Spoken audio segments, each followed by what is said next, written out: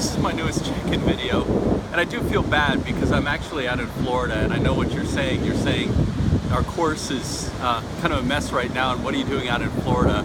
And I will assure you that I am contacting people online and getting it set up, and I'm hoping by the time you see this, the course will be running.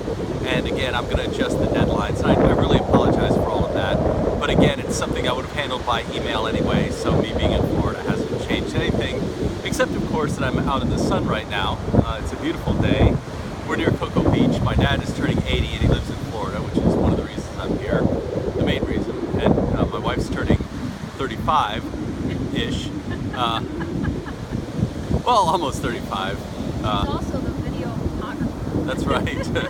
So yeah, she's laughing because anyway.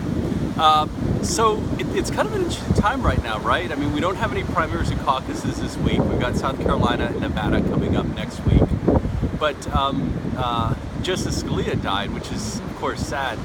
But the other thing is, now it brings into play the Supreme Court, because the Supreme Court has 9 justices, and it's been basically 5-4 in favor of the conservative faction.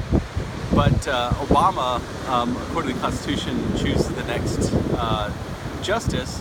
But of course, the Republican Congress, which is obviously more conservative, has said that they won't confirm anyone Obama appoints. And so that's an interesting standoff between the president and Congress. But also, it'll be interesting to see who ends up being picked. Now, right now, there are 8 justices. Most of the decisions have been 5-4, and Scalia has always voted with the majority, when the conservatives are majority, the majority.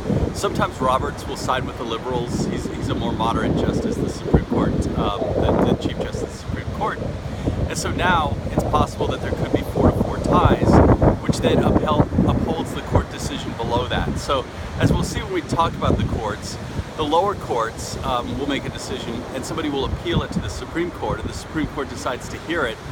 If the Supreme Court decides to hear it and it's a tie, it'll go back to what the lower court decides.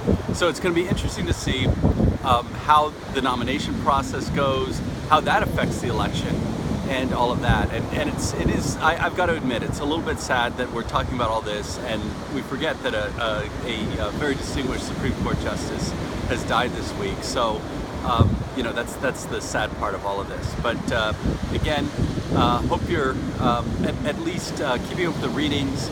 And again, I will adjust the due dates as soon as I get a sense of when the course is back up and running so that you can all access it. All right? I'll talk to you next week. Paulie from Denver.